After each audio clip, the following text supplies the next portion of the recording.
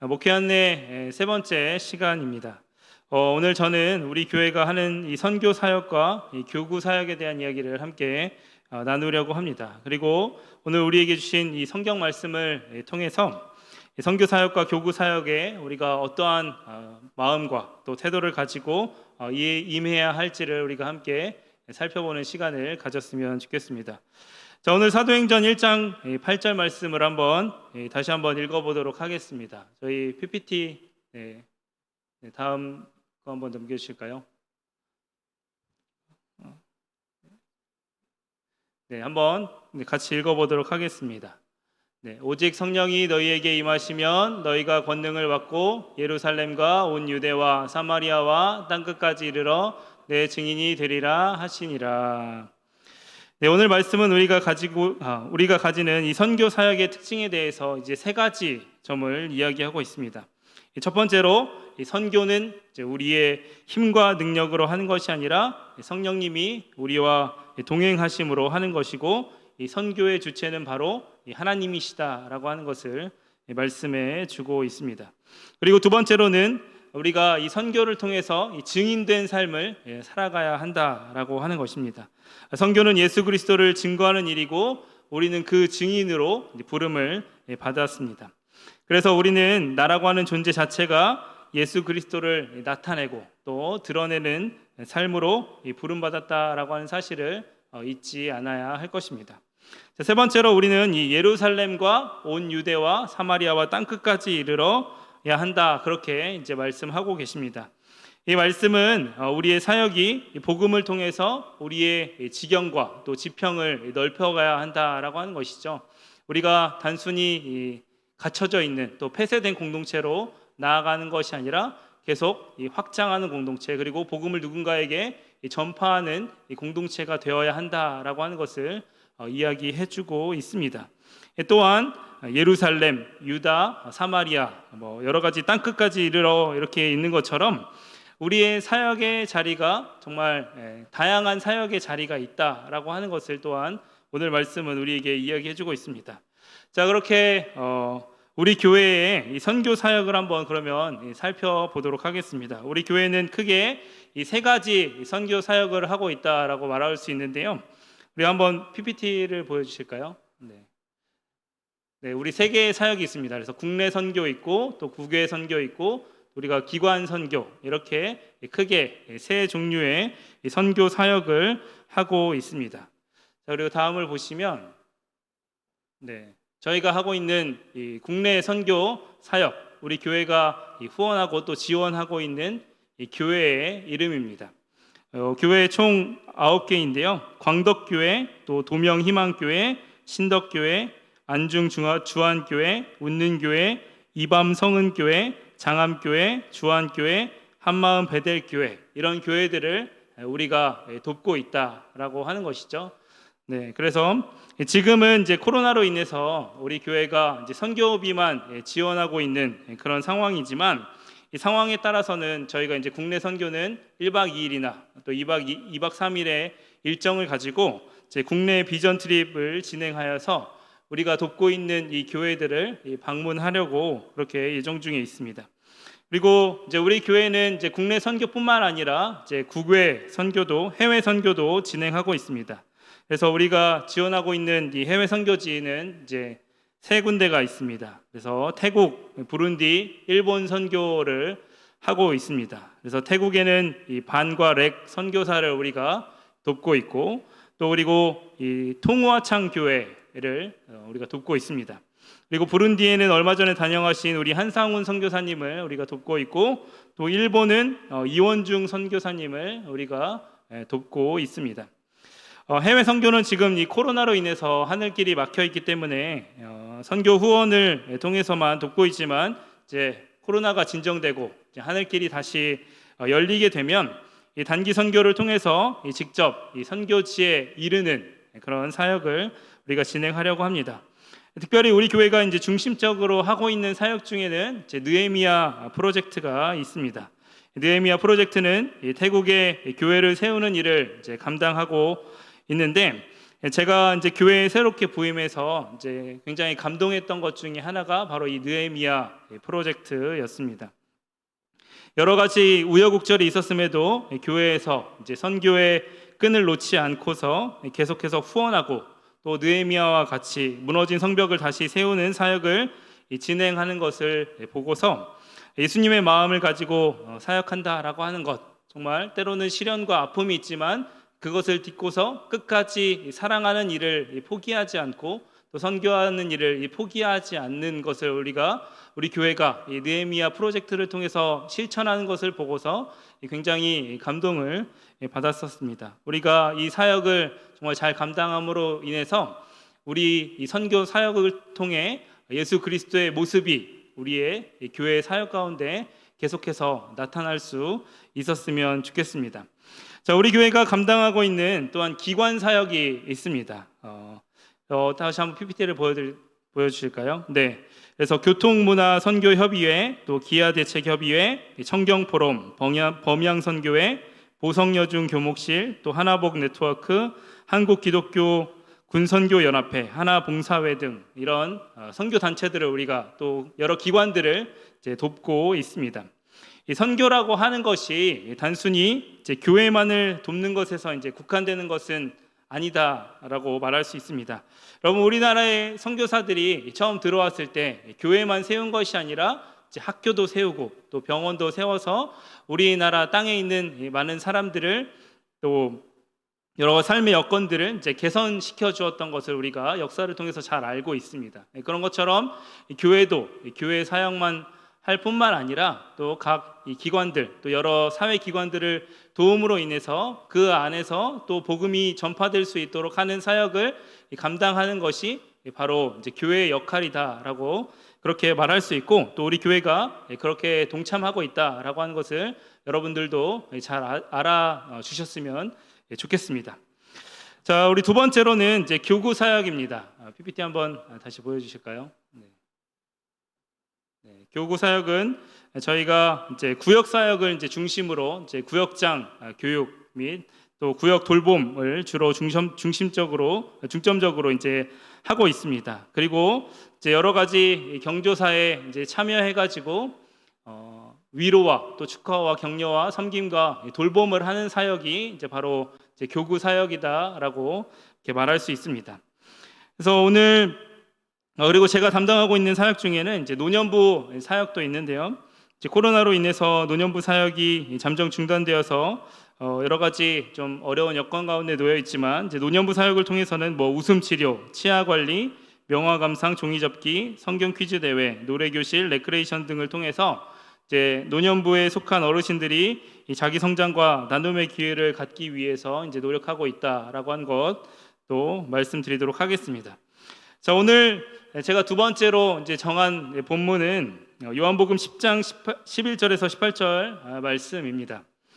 오늘 말씀은 예수님께서 자신을 누구로 나타내시는지에 대한 이제 분명한 가르침을 우리에게 주고 있는 그런 말씀이다라고 할 수 있는데, 요한복음 말씀에서 예수님께서는 오늘 요한복음 10장 말씀에서 예수님은 자신에 대해서 양의 문이다, 그리고 이 선한 목자다, 그렇게 예수님은 자신에 대해서 그렇게 말씀을 하고 계십니다. 이 두 가지 이야기를 통해서 예수님께서 이 진리 그 자체이신 분이실 뿐만 아니라 또한 이 천국으로 인도하는 유일한 분이시다라고 하는 것을 예수님은 우리에게 이야기해주고 있습니다. 그래서 진리이시고 또한 진리로 인도하시는 분이 바로 예수님이시다라고 하는 것을 요한복음 10장의 말씀은 우리에게 잘 이야기해주고 있는데, 여러분, 우리가 이제 소위 이제 진리에 대해서 이야기할 때 진리에 이르는 길이 다양하고 또 진리에 이르는 길이 이제 다양하다고 이야기를 하면서 산의 비유를 들 때가 많이 있습니다. 그래서 진리라고 하는 그 산 정상에 이르기 위해서는 한 가지 길만 있는 것이 아니라 여러 가지 길이 있다, 그렇게 이야기합니다. 그래서 우리가 기독교를 믿어도 되지만 불교를 믿어도 되고 도교를 믿어도 되고 힌두교나 이슬람에도 이 진리에 이르는 길이 있다, 그렇게 이야기하기도 합니다. 그래서 다원화된 사회를 살아가고 있는 상황 속에서, 그리고 예수님을 믿지 않는 많은 사람들이 우리와 공존하고 있는 그런 상황 속에서 이 말은 굉장히 맞는 것처럼, 또 굉장히 설득력이 있는 것처럼 우리에게 들려오는 것이 사실입니다. 하지만 예수님께서는 나로 말미암지 않고는 아버지께로 올 자가 없다라고 그렇게 말씀하셨습니다. 그런 것처럼 우리는 오직 예수 그리스도를 통해서만 구원의 길에 이를 수 있다라고 하는 것을 기억할 수 있어야 합니다. 그래서 우리가 복음을 전파해야 하는 이유, 그리고 선교를 해야 하는 이유도 사실은 여기에 있는 것입니다. 예수 그리스도만이 우리를 구원하실 수 있는 유일한 분이시기 때문에 그 그리스도를 증거해야 하는 일이 우리에게 주어졌다라고 하는 것이죠.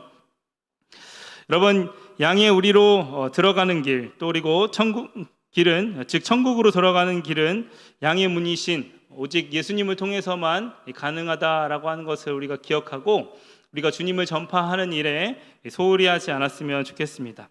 자, 오늘 말씀 전반부부터 이제 살펴보면 이 세 부류의 사람이 등장하고 있는 것을 볼 수 있습니다. 첫 번째 부류의 사람은 이제 절도와 강도입니다. 절도와 강도는 이제 바리새인들과 이 서기관들과 같은 사람들, 그리고 예수님 이전에 왔었던 이제 거짓 메시아와 같은 사람들이라고 말할 수 있습니다. 이들은 이 자신들의 권력과 힘을 이용해서 이제 다른 사람들을 착취하고 또 그것으로 이 자신의 배를 불렸던 사람들입니다. 하나님께서 에스겔서 34장의 말씀을 통해서 말씀하셨던 그런 이 목자들과 같은 사람들도 이와 같은 사람들이라고 말할 수 있습니다. 두 번째 부류의 사람은 이제 삭군입니다. 돈을 받고서 목자의 일을 이제 대신해 주는, 어떻게 보면 이제 목자 알바생이다라고 이렇게 이야기할 수 있는데, 물론 그들은 이런 일을 통해서 이 목자가 해야 하는 일을 하는 사람들입니다. 그래서 양을 돌보는 일도 이제 삭군이 하고 있다라고 말할 수 있습니다. 하지만 이제 결정적인 상황이 찾아왔을 때, 이리가 찾아와서 자신의 생명에 위협을 가하는 순간이 찾아왔을 때 그는 양을 버리고 도망간다라고 그렇게 말하고 있습니다.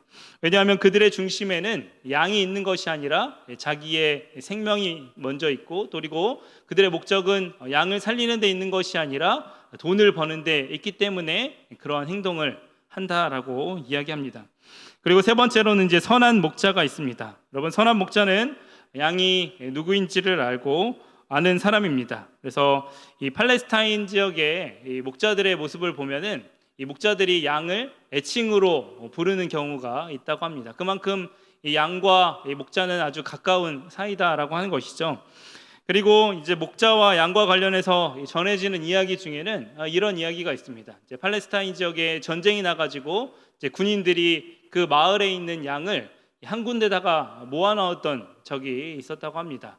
그런데 그래서 이제 마을 사람들이 어떻게 자기 양을 구분해서 찾아갈까 그렇게 고민하고 있는 그런 상황 속에서 이제 목자들이 한두 명씩 나타나가지고 피리를 불거나 이제 목소리를 내기 시작하면은 양들이 그 목자의 음성을 알아듣고서 이제 자기 집으로 돌아갔다라고 하는 그러한 이야기가 있습니다.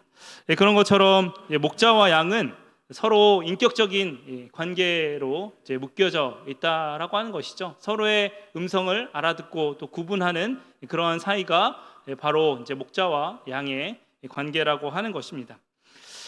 여러분, 저는 오늘 말씀을 이제 묵상하면서 제 스스로에 대한 반성을 참 많이 하게 되었습니다. 왜냐하면 제가 바로 오늘 말씀에서 나오는 두 번째 인물, 이제 삭군과 같은 사람이다라고 하는 생각이 많이 들었기 때문입니다. 우리는 하나님의 일을 하면서 어떤 때는 참 안심할 때가 참 많이 있습니다. 나는 최소한 나쁜 사람이 아니다라고 하는 것을 통해서 우리는 내 할 일을 다 했다라고 생각을 하는 것이죠.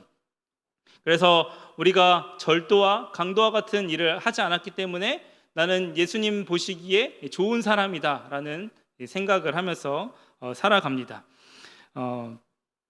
그런데 저는 이렇게 스스로 강도나 절도가 아니라고 생각하는 사람들이 이 삭군의 함정에 빠질 수 있다라고 하는 것을 기억했으면 좋겠습니다. 삭군도 이 목자와 같이 양을 돌보는 일을 하기 때문에 나는 목자인 것처럼 우리 스스로를 속일 때가 있다라고 하는 것이죠. 그래서 겉모습으로 보기에는 목자와 삭군은 구분되지 않습니다. 마치 모래 위에 지은 집처럼 위기의 순간이 찾아오기 전까지는 이 반석 위에 세운 집과 별다른 차이가 없다라고 하는 것입니다. 그런데 이리가 나타났을 때 그들은 양을 버리고 도망갑니다. 그들의 중심에는 양이 있는 것이 아니라 돈이 있기 때문에 그렇습니다. 양보다는 자기 자신을 사랑하는 마음이 더 큰 사람이 바로 이제 삭군입니다. 제가 사역을 하면서 제 스스로 이제 사역에 한계가 있다라고 하는 것을 느낄 때가 있습니다.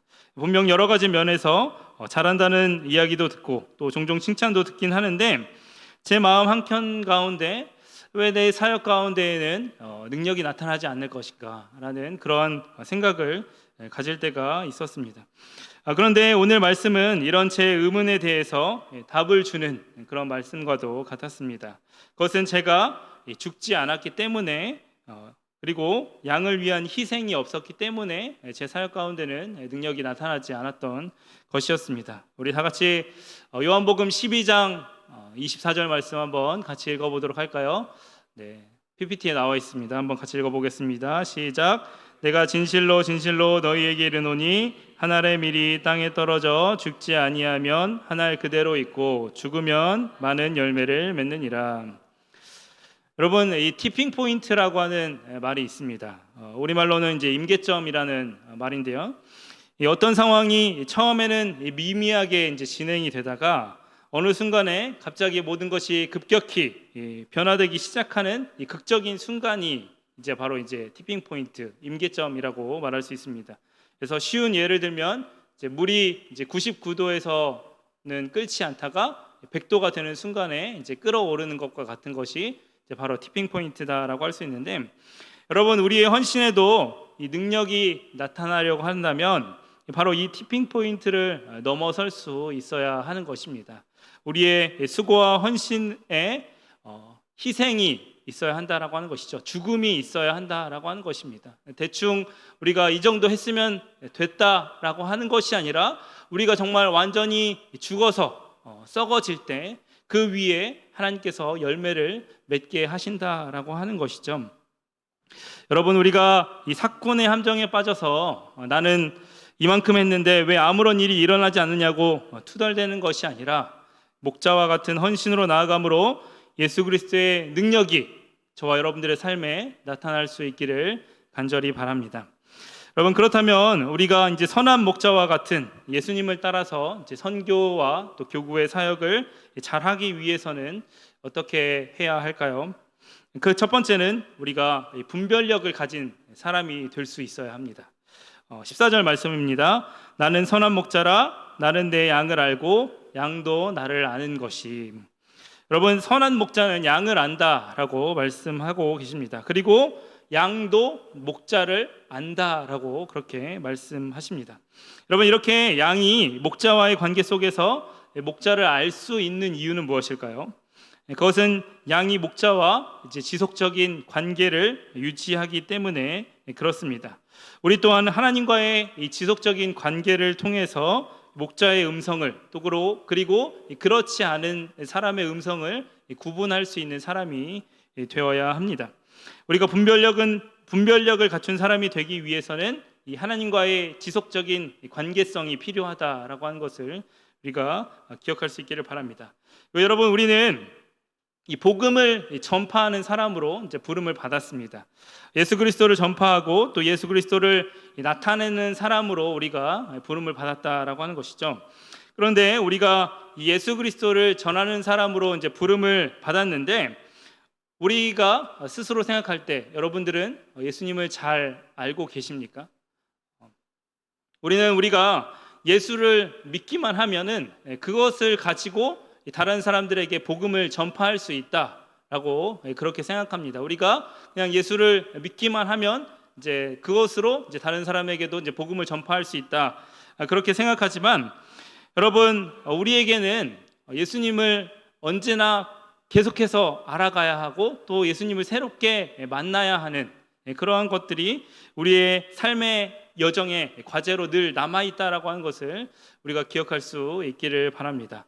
여러분, 우리가 뭐 해외여행이나 이런 거 갔을 때 2박 3일, 뭐 3박 4일 그 도시를 간다고 해서 우리가 그 도시에 대해서 다 알았다 그렇게 말할 수 없지 않습니까? 저도 이제 공덕에 온 지 얼마 안 됐는데 이렇게 두세 달 지내다 보니까 어느 정도는 알고 있지만 그래도 아직 모르는 곳이 너무나도 많이 있습니다. 그런 것처럼 우리가 예수님을 알아간다라고 하는 것, 단 한순간의 어떤 성경 말씀을 깨달음을 통해서 우리가 다 이루어지는 것 아닙니다. 우리의 삶의 여정들을 통해서, 그리고 삶의 여러 가지 사건들을 통해서, 그리고 하나님께서 우리에게 부어주시는 말씀 통해서 하나님은 우리와 끊임없이 관계를 맺기를 원하시고, 하나님은 하나님께서는 우리가 주님을 늘 새롭게 만나시기를 원하신다라고 하는 것을 우리가 기억하고, 그 주님의 부르심 가운데 늘 나아갈 수 있는 사람들이 되었으면 좋겠습니다.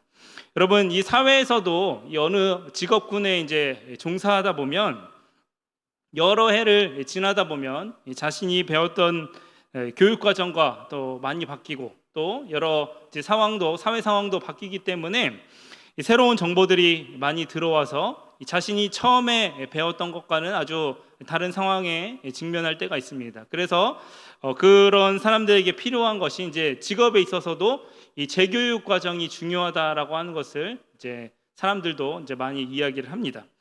그런 것처럼 우리 또한 내가 이미 예수님을 믿는다고 해서 예수님을 더 이상 알지 않아도 되는 것이 아니라 끊임없이 예수님을 제대로 알려고 하는 노력이 우리에게 필요하다라고 하는 것이죠. 그래서 우리가 그렇게 끊임없이 주님과의 관계성을 유지하고 또 하나님을 알아가려고 노력함으로 말미암아 이 목자의 음성을 제대로 구분할 수 있고, 또 그것을 통해서 다른 이들의 거짓된 음성에 현혹되지 않고 유혹되지 않을 수 있는 그런 굳건한 믿음을 가질 수 있는 저 여러분들이 다 되었으면 좋겠습니다. 자, 둘째로 이 목자 대신 예수님을 따라가기 위해서는 우리에게 이 환대의 마음이 필요하다, 그렇게 이야기하고 있습니다. 16절 말씀입니다. 또 이 우리에 들지 아니한 다른 양들이 내게 있어 내가 인도하여야 할 터이니 그들도 내 음성을 듣고 한 무리가 되어 한 목자에게 있으리라. 자, 오늘 말씀을 보면 이제 목자의 시선은 이미 자기가 알고 있고 또 자기에게 속한 양들에게만 있는 것이 아니다라고 하는 것을 볼 수 있습니다. 목자는 우리에 들지 않는 양을 인도하려는 마음을 가지고 있고, 그들도 그 목자의 음성을 듣고 한 무리가 될 것이다라고 그렇게 이야기하고 있습니다. 그래서 이제 우리가 교회에 대해서 교회를 이제 배에 비유할 때가 참 많이 있습니다. 그런데 이제 교회에 대해서 우리가 방주의 개념으로 이제 생각할 때가 있는데, 그래서 이제 이미 구원을 받은 사람들의 모임이 바로 이제 교회다라고 하는 것이죠.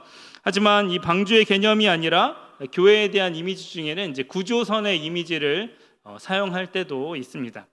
그래서 이미 구원받은 사람들의 모임인 방주가 아니라 끊임없이 구원받지 못한 사람들을 이제 구조해내는 이 구조선과 같은 역할을 이제 교회가 해야 한다라고 하는 것이죠. 우리 또한 이런 주님을 따라서 복음 밖에 있는 사람들에게 복음을 전달하는 일을 감당하는 사람들이 되었으면 좋겠습니다. 그리고 나 혼자만 예수를 믿고 잘 먹고 잘 사는 것이 아니라 내가 정말 만난 예수, 이 정말 나에게 기쁨을 주고 또한 나에게 정말 이 생명을 주시는 그 예수 그리스도의 우리가 능력을 깨달음으로 말미암아 늘 이 복음의 지평이, 나의 지경이 정말 복음으로 인해서 넓어지는 역사가 이 예수님의 말씀과 함께 우리 삶 가운데 나타날 수 있었으면 좋겠습니다. 자, 마지막으로 이제 우리가 목자이신 예수님을 통해 배워야 하는 신앙의 자세는 바로 자기 희생이라고 하는 것입니다. 15절 말씀입니다. 아버지께서 나를 아시고 내가 아버지를 아는 것 같으니 나는 양을 위하여 목숨을 버리노라. 여러분, 이 기독교가 이제 최근에 이제 팬데믹이 좀 심해지면서 이런 전염병에 대한 역사에 대한 이야기들이 좀 많이 나오고 있는 것 같습니다. 여러분, 기독교는 어떻게 이제 로마의 국교가 되었을까요? 많은 사람들이 로마가 기독교 국가가 된 것에 대해서 이제 313년 이제 콘스탄티누스 대제의 밀라노 칙령으로 이제 기독교가 이제 공인되었기 때문에 이제 그렇게 되었을 것이다, 그렇게 이야기합니다. 황제의 승인으로 인해서 기독교가 이제 로마 사회에 받아들여지고 또 예수를 믿는 사람들이 이제 자유롭게 신앙생활을 할 수 있는 여건이 생긴 것은 사실입니다. 그리고 어떻게 보면 이제 한 황제의 회심으로 인해서 이 교회가 이렇게 전체적으로 이제 기독교 국가가 되었다라고 하는 그런 이야기를 우리가 듣게 됩니다. 하지만 이전에 주전 2, 3세기 경에 로마에 역병이 돌았던 적이 있다고 합니다. 그래서 이 안토니우스 역병이라고 불리는 역병도 돌았고 또 천연두와 같은 이제 병이 돌아서 이 로마 인구의 3분의 1에 해당하는 사람들이 죽는 일이 있었다고 합니다. 그런데 이렇게 역병이 돌기 전까지는 기독교가 로마 사회에서 굉장히 소수의 종교에 불과했었습니다. 그런데 이 역병 후에 기독교는 로마의 지배적인 종교가 되었습니다. 그래서 사회학자들이 이것을 연구하기 시작했는데 이런 분석을 내놓았습니다. 역병이 돌았을 때 많은 사람들이 이제 역병이 돌기 때문에 이제 집에 들어가 숨었습니다. 그래서 이제 환자들도 이제 방치되었고 또 이제 시체들도 죽은 사람들의 시체도 그대로 방치되어서 그 죽은 사람들의 시체가 다시 이제 병을 유발시키는 그러한 일들이 있었다고 합니다. 그런데 기독교인들이 이렇게 방치되어 있었던 이 병자를 돌보고 또 그리고 방치되었던 이 시체를 이제 치움으로 말미암아 이 기독교인들이 있는 공동체만은 다시 이렇게 회복되는 역사가 있었던 것입니다. 여러분, 그래서 기독교인들이 있는 곳만 이제 뭔가 다른 모습을 이제 로마에 있는 사람들도 이제 보게 되었던 것이죠. 그러면서 점점 사람들이 기독교에 대한 이제 관심을 갖게 되었고 기독교 신앙이 이 로마 제국 가운데 스며들게 되었다라고 하는 것입니다. 그 어려운 상황 가운데 자기를 희생해서 사람들을 돌보고 또 그들을 살려내었던 그 자기 희생이 기독교인들의 그 자기 희생이 바로 로마의 복음을 전파할 수 있는 그런 능력이었다라고 하는 것이죠. 여러분, 복음의 전파는 지적인 이 지식 전달과 또 이 상류층의 회심과 같은 것들로 이루어지는 것이 아니라 바로 예수님의 희생과 같이 섬기고 희생하는 삶을 통해서 이루어지는 것입니다. 우리 또한 그런 희생과 헌신의 길을 감으로 예수 그리스도를 또 나타내고 또 증거하는 사람들이 될 수 있기를 예수님의 이름으로 축복합니다. 함께 기도하겠습니다.